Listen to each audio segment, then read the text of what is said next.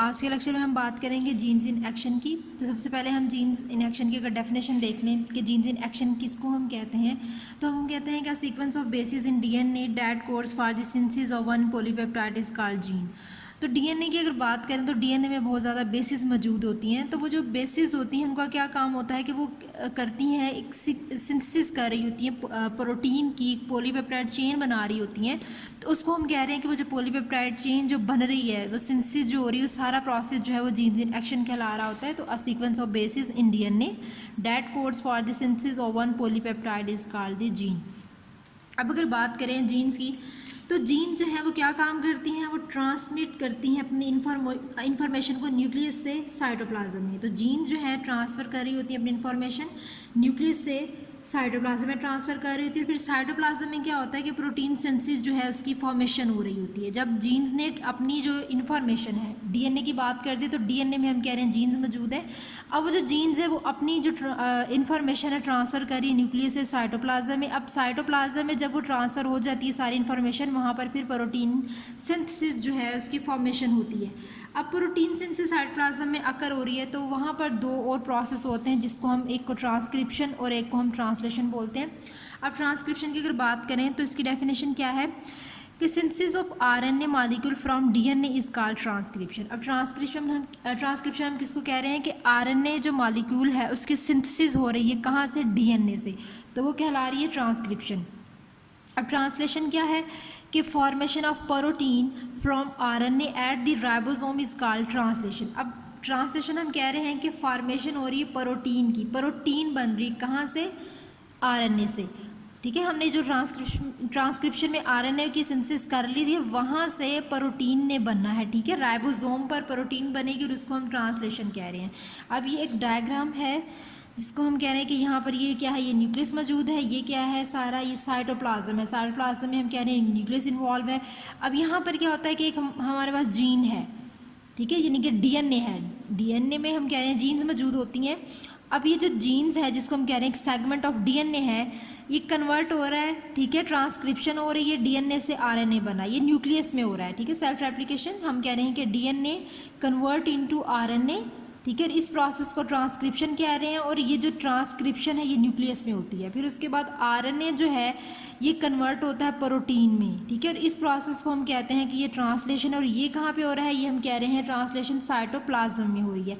उसके बाद वो जो प्रोटीन है उसके बाद बायोसिंथेटिक पाथवेज के ज़रिए वो अपनी कोई भी फिनोटाइप या ट्रेट जो भी बनानी है वो बना लेती है। तो जीन्स जो है वो डायरेक्टली अपनी फिनोटाइप या ट्रेट नहीं बनाती, उससे पहले वो ये सारे प्रोसेस से होकर फिर वो अपनी कोई भी ट्रेट या कोई भी उसने प्रोटीन बनानी है फिर वो प्रोटीन बनाती है। उससे पहले जो है वो डायरेक्टली प्रोटीन नहीं बनाती। और इस प्रोसेस को हम कहते हैं कि ये क्या है, ये जीन्स इन एक्शन है, कि जीन्स जो है डीएनए इन प्रोसेस से होकर अपनी जो है प्रोटीन, अपना कोई एंजाइम या कोई भी फिनोटाइप बना रहा है, तो उस सारे प्रोसेस को जीन्स इन एक्शन बोलते हैं। उसके बाद हम बात करते हैं टाइप्स ऑफ आरएनए की। तो टाइप्स ऑफ आरएनए की अगर बात करें तो इसमें हमारे पास 3 टाइप्स होती हैं। ठीक है, टाइप्स ऑफ आरएनए की अगर बात करें तो हम कहते हैं कि हमारे पास 3 मेजर काइंड्स है आरएनए की। और वो जो आरएनए के टाइप्स हैं, हर आरएनए की टाइप का एक प्रॉपर फंक्शन होता है प्रोटीन सिंथेसिस में। ठीक है, 3 टाइप्स हैं तो तीनों का अलग फंक्शन होगा प्रोटीन की सिंथेसिस में। उसके अलावा हम कहते हैं कि all the RNA are produced in nucleus from the DNA. ठीक है, तो जितने भी हम कह रहे हैं कि आरएनए प्रोड्यूस्ड हो रहे हैं न्यूक्लियस में, वो कहाँ से हो रहे हैं, फ्रॉम डीएनए। ठीक है, तो अब हम कह रहे हैं कि सबसे पहली टाइप जो है वो मैसेंजर आरएनए है, उसके बाद second transfer RNA and third पे जो है वो राइबोसोमल आरएनए है। अब मैसेंजर आरएनए की अगर बात करें तो मैसेंजर आरएनए का जो स्ट्रक्चर है वो लीनियर स्टैंड होता है। ठीक है, इसके अगर स्ट्रक्चर की बात करें तो इसका स्ट्रक्चर लीनियर स्टैंड है। उसके अलावा हम कहते हैं कि मैसेंजर से पता चल रहा है कि ये मैसेज जो है उसको कन्वे करेगा, सारे मैसेजेस जब इसको सारी इन्फॉर्मेशन जब इसको मिल जाती है तो फिर ये आगे उस इन्फॉर्मेशन को भेजता है, आगे इंस्ट्रक्शन जो है वो प्रोवाइड करता है। तो it carries a set of genetic instruction for the synthesizing proteins to the cytoplasm. अब जब इसको इन्फॉर्मेशन मिल जाती है फिर ये प्रोटीन की सिंथेसाइजिंग के लिए आगे जो है इंस्ट्रक्शंस दे रहा होता है। ठीक है, उसके बाद ट्रांसफ़र आरएनए का क्या फंक्शन होता है? ट्रांसफ़र आरएनए में क्या होता है कि transfer RNA picks up amino acids in the cytoplasm and carries them to the ribosomes. अब ट्रांसफ़र आरएनए जो है वो साइटोप्लाज्म से अमाइनो एसिड्स को पिक करता है, राइबोसोम्स को दे रहा है, ठीक है, pick up amino acids in the cytoplasm and carries them to ribosomes. Amino acids को इसने जो है पिक कर लिया साइटोप्लाज्म से, then it carries into the ribosomes, ribosomes को इसने वो दे दिए, then join these amino acid for the synthesis of polypeptide. फिर क्या होता है कि वो जब अमाइनो एसिड उसने पिक करके राइबोसोम्स तक वो मिल गए हैं तो एक पॉलीपेप्टाइड चेन बन जाती है, तो ये ट्रांसफ़र आरएनए है। यानी ट्रांसफ़र आरएनए नाम से पता चल रहा है कि किसी भी चीज़ का हम ट्रांसफ़र कर रहे हैं, तो अमाइनो एसिड को हम ट्रांसफ़र कर रहे हैं। अब राइबोसोमल आरएनए की बात करें तो राइबोसोमल आरएनए, इससे पता चल रहा है कि ये राइबोसोम्स में हो रही है। तो राइबोसोमल आरएनए क्या है कि RNA with the proteins makes up ribosomes. ये प्रोटीन्स के साथ मिलके क्या कर रही है, हम कह रहे हैं कि RNA with the proteins makes up ribosomes, ठीक है। तो हम कह रहे हैं कि विद द प्रोटीन्स के साथ ये क्या कर रही है, राइबोसोम्स जो है उसमें अपना काम कर रही होती है, अपना फंक्शन परफॉर्म कर रही होती है। तो यहाँ पे एक डायग्राम है, हम इसको देख लेते हैं। यहाँ पे फर्ज करें ये हमारे पास एक साइटोप्लाज्म है, इसमें ये राइबोसोम मौजूद है, ठीक है। तो अब यहाँ पे क्या होता है कि राइबोसोमल आरएनए की, क्योंकि ये राइबोसोम्स में अपना काम कर रही है, अब यहाँ पे जब मैसेंजर आरएनए इन्फॉर्मेशन जब इसमें सारी हो जाती है तो इसने वो इन्फॉर्मेशन आगे राइबोसोम्स तक इसने इंस्ट्रक्शन दी, ठीक है। अब यहाँ पे वो क्या करना है, मैसेंजर आरएनए इस राइबोसोम्स तक आ गई। अब उसके बाद ये जो ट्रांसफ़र आरएनए है इसका क्या काम है, इस ट्रांसफ़र आरएनए ने जो है अमाइनो एसिड्स को पिक करना है साइटोप्लाज्म से, और उसके बाद इस साइटोप्लाज्म के ऊपर जो ये राइबोसोम है यहाँ पर एक इसने चेन बना दी है, transfer amino acids to the ribosome. हम कह रहे हैं कि इसने क्या किया, अमाइनो एसिड्स पिक करने हैं साइटोप्लाज्म में, जिस तरह AUG CUU CGU, यहाँ पर एक पॉलीपेप्टाइड जो है वो बना दी, ठीक है। अब इस तरह पॉलीपेप्टाइड अमाइनो एसिड्स की बन गई। तो ये जो है हमने देख लिया मैसेंजर आरएनए ने क्या काम किया, सबसे पहले इंस्ट्रक्शंस दी राइबोसोम्स को। हम कह रहे हैं जब राइबोसोम्स को इंस्ट्रक्शंस मिल गई, then the transfer RNA pick the amino acids from the cytoplasm, ठीक है, and then carries to the ribosomes. Transfer RNA ने अमाइनो एसिड को पिक किया साइटोप्लाज्म से और फिर वो राइबोसोम पर आके उसने एक पॉलीपेप्टाइड बना दी, ठीक है। तो ये सारा प्रोसेस जो है ये हम कह रहे हैं कि ये किसकी मदद से हो रहा है, ये आरएनए की जो टाइप्स हैं, मैसेंजर आरएनए, ट्रांसफ़र और राइबोसोमल आरएनए, इसकी मदद से ये प्रोटीन सिंथेसिस हो रही होती है। तो प्रोटीन सिंथेसिस में इन तीनों का बहुत अहम किरदार होता है। अगर आपने इनका स्ट्रक्चर जो है डिटेल देखनी है, मैसेंजर आरएनए, ट्रांसफ़र आरएनए और राइबोसोमल आरएनए के स्ट्रक्चर की डिटेल, तो वो आप जो है वो वीडियो में देखेंगे, difference between messenger RNA, transfer RNA and ribosomal RNA. तो उसमें डिटेल से जो है इसके स्ट्रक्चर के बारे में बताया हुआ है, ठीक है। उसके बाद हम बात करते हैं जेनेटिक कोड की। तो जेनेटिक कोड की अगर बात करें तो जेनेटिक कोड जो है हम कहते हैं is a sequence of 3 basis. अब जेनेटिक कोड जो है इसमें हम न्यूक्लियोटाइड्स की बात करेंगे। यहाँ पे हम कहते हैं कि ये जेनेटिक कोड क्या है, इसकी डेफिनेशन क्या है कि ये सीक्वेंस है 3 बेसिस का, ठीक है, जिसको हम ट्रिपलेट कोड भी बोलते हैं। जेनेटिक कोड को हम कह रहे हैं कि इसको हम ट्रिपलेट कोड का नाम भी दे रहे हैं। अब इसमें हम DNA में नाइट्रोजनस बेसिस तो इन्वॉल्व हैं, लेकिन इसमें वो उन नाइट्रोजनस बेस के साथ वो जो कंप्लीट उसका न्यूक्लियोटाइड होगा वो इन्वॉल्व होता है, ठीक है। तो इसमें हम कह रहे हैं it is made up of the 3 nucleotides. अब जैसे फॉर एग्जांपल हमारे पास ये एक AUG बेस है, ठीक है, तो ये तीनों मिलके एक कोडॉन बना रही है, इसलिए हम इसको ट्रिपलेट कोड कह रहे हैं कि इसमें 3 बेसिस इन्वॉल्व हैं, ठीक है। जिस तरह AAC, तो यहाँ पर 3 बेसिस जो है वो इन्वॉल्व होंगी और ये तीनों मिलके कोडॉन बनाएंगी। इन तीनों को हम जेनेटिक कोड भी बोलते हैं और इसको हम ट्रिपलेट कोड भी बोलते हैं। तो ये जेनेटिक कोड है, ठीक है। ये जो हमने देख लिया ये क्या है, ये जेनेटिक कोड है, ये इसकी डेफिनेशन है। उसके बाद अगर हम बात करें न्यूक्लियोटाइड की बात करें तो इसमें हम कहते हैं कि इसमें सिर्फ अकेली एक बेस जो है वो पार्टिसिपेट नहीं कर रही, इसमें पूरा जो न्यूक्लियोटाइड है वो पार्टिसिपेट करता है। अब न्यूक्लियोटाइड की अगर बात करें तो न्यूक्लियोटाइड की डेफिनेशन के देख लें कि न्यूक्लियोटाइड किसको कहते हैं। तो न्यूक्लियोटाइड किन 3 चीज़ों से मिलकर बना हुआ है, एक तो फॉस्फेट से मिलकर बना होता है, दूसरा डीऑक्सीराइबोस शुगर की बात करते हैं, और थर्ड बेस, यानी कि फॉस्फेट, शुगर और बेस से मिलकर न्यूक्लियोटाइड बना होता है। तो इसमें जेनेटिक कोड में जो पूरा न्यूक्लियोटाइड है वो पार्टिसिपेट करता है, अकेली बेस जो है वो पार्टिसिपेट नहीं करेगी, ठीक है, पूरा न्यूक्लियोटाइड पार्टिसिपेट करेगा। उसके बाद हम कहते हैं कि ये जो फॉस्फेट और शुगर जो है वो जितने भी न्यूक्लियोटाइड्स हैं उनमें सेम होती है, लेकिन उसमें नाइट्रोजनस बेस जो होती है वो डिफरेंट होती है, बाकी शुगर और फॉस्फेट जो है वो सेम होगी, ठीक है।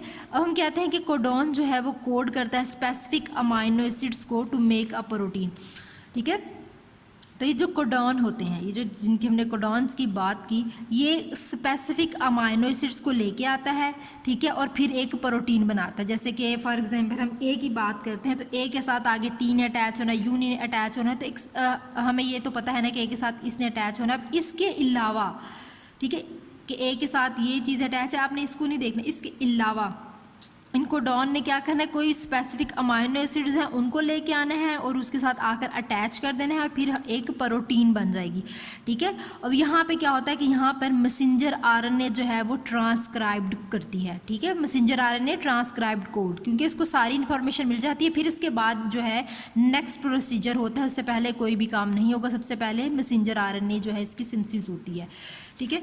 तो अब ये है फॉर एग्जांपल हमारे पास एक डीएनए का स्ट्रक्चर है, यहाँ पर हम कह रहे हैं कि ये एक ATG नाइट्रोजनस बेसिस मौजूद है। अब यहाँ पर इन तीनों का एक कोडॉन है, ठीक है, ये तीनों का एक कोडॉन है। अब इस कोडॉन पे एक हम कह रहे हैं अमाइनो एसिड आएगा, फिर दूसरा अमाइनो एसिड, फिर थर्ड अमाइनो एसिड। अब ये मिल के जो है वो क्या काम करेंगी, इन्होंने मिल के एक प्रोटीन बना देनी है।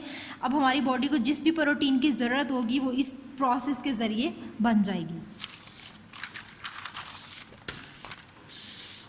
उसके बाद हम कहते हैं कि इसमें कोडॉन्स की अगर तादाद की बात की जाए तो कोडॉन जो है पूरा एक अगर चार्ट देखा जाए तो एक वो हम कह रहे हैं 64 जो है कोडॉन्स मौजूद होते हैं। अब वो जो 64 कोडॉन्स हैं उसमें 20 जो है अमाइनो एसिड्स होते हैं, ठीक है, 64 कोडॉन्स में 20 अमाइनो एसिड्स होते हैं। उसके अलावा अगर इसके फार्मूला की बात करें तो हम इसके फार्मूला जो है 4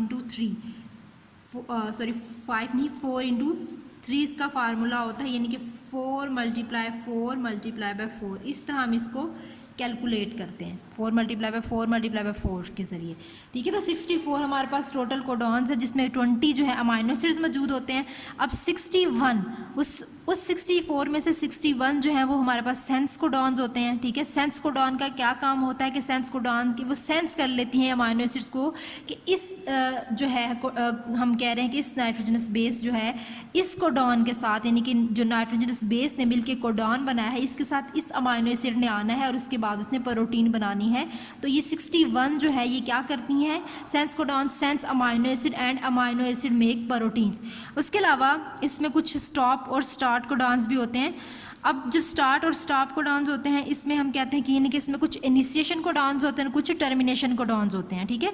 तो अब इसमें 61 तो सेंस कोडॉन्स हो गए, बाकी बचते हैं जो 3 वो हम कह रहे हैं कि वो इनिशिएशन और टर्मिनेशन का काम कर रहे हैं, ठीक है, यानी कि जो 3 बचते हैं वो स्टॉप कोडॉन का काम करते हैं। अब 3 जो है इसमें स्टॉप कोडॉन्स हैं, यानी कि जिसको हम टर्मिनेशन कोडॉन्स बोलते हैं, UAA, UAG, UGA, ये क्या है, ये स्टॉप कोडॉन्स है। अब ये क्या करते हैं, ये आपने याद रखना है कि UAA, UAG, UGA जो है ये क्या है, ये स्टॉप कोडॉन्स हैं।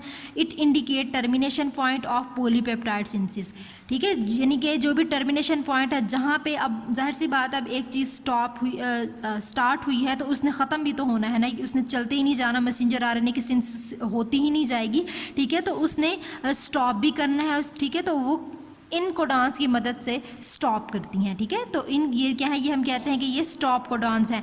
अब इनिशिएशन कोडॉन्स क्या है कि AUG जो है, AUG जो है इसको हम स्टार्ट कोडॉन कहते हैं। AUG का दूसरा नाम मेथियोनिन है, AUG को हम मेथियोनिन बोलते हैं। ये क्या है, ये स्टार्ट कोडॉन है, इसको इनिशिएशन कोडॉन बोलते हैं। तो ये टर्मिनेशन और इनिशिएशन कोडॉन्स हो गए, ठीक है। तो AUG start codon, UAA, UAG, UGA जो है ये स्टॉप कोडॉन्स हैं। अब एक टर्म है जिसको आपने याद रखना है जिसको रिडेंसी ऑफ जेनेटिक कोड भी बोलते हैं या डीजेनरेसी भी बोलते हैं। डीजेनरेसी हम कहते हैं कि more than 1 codon specific amino acid, यानी कि हमारे पास एक कोडॉन से ज़्यादा जो हैं कोडॉन्स मौजूद है और उनको एक ही अमाइनो एसिड उनके लिए स्पेसिफिक है, उसको हम डीजेनरेसी बोलते हैं, ठीक है, यानी कि हमारे पास बहुत सारे कोडॉन्स और उनका जो अमाइनो एसिड है वो एक ही होगा, ठीक है। तो अब यहाँ पर अगर हम इसकी जो है एक डायग्राम देख लेते हैं कोडॉन्स की, हम जेनेटिक कोड की जिस चार्ट की मैंने बात की है तो ये चार्ट है, ठीक है, ये जो चार्ट है, ठीक है, ये हम देख लेते हैं। जेनेटिक कोड का ये कंप्लीट एक चार्ट है, ठीक है। तो यहाँ पर हम बात कर रहे थे कि जेनेटिक कोड में 3 जो है बेसिस मिलके एक कोड बना रही हैं। तो ये टोटल 64 है और इसमें जो है अमाइनो एसिड्स कितने हैं, 20 अमाइनो एसिड्स हैं, ठीक है। तो ये यू ये बेस है और इसने मिलके क्या, ये UUC। अब यहाँ पर जो लास्ट पे जो एक है उसमें डिफरेंस होगा, ठीक है। तो जिसकी डीजेनरेसी की हमने बात की है, तो बाकी 2 तो सेम है, लेकिन लास्ट वाला जो है वो क्या है, वो डिफ़र कर रहा है, ठीक है। तो 2 सेम होंगे, आखिर वाला जो है वो अलग होगा। तो ये क्या है, ये डीजेनरेसी होगी और इनका जो अमाइनो एसिड है वो सेम होगा, ठीक है। तो यहाँ पर ये जैसे कि ये इनके एब्रीवेशंस दिए हुए हैं कि PHE जो है ये हम कह रहे हैं फिनाइल एलानीन जो है एब्रीवेशन है। उसी तरह हम बात कर रहे हैं UAU की, UAU जो है ये हम कह रहे हैं, और UAC बाकी 2 सेम है, लास्ट वाली जो बेस है वो डिफरेंट है, इसलिए डीजेनरेसी है। और हम कह रहे हैं कि इन दोनों का जो है वो क्या है, अमाइनो एसिड TYR हम कहते हैं क्या है, टायरोसिन, अमाइनो एसिड टायरोसिन। अब यहाँ पे जिसकी हमने स्टॉप और स्टार्ट की बात की, तो यहाँ पर ये कुछ स्टॉप लिखे हुए हैं, ये जो स्टॉप यानी कि UAA, UAG और UGA, ये तीनों क्या है, ये तीनों स्टॉप कोडॉन है, ठीक है। तो यहाँ पे मेंशन भी हुआ है कि ये तीनों जो है स्टॉप कोडॉन है। उसके अलावा AUG जो है ये तो यूनिवर्सल कोडॉन भी बोलते हैं, यानी कि इसको हम मेथ्योनीन बोलते हैं।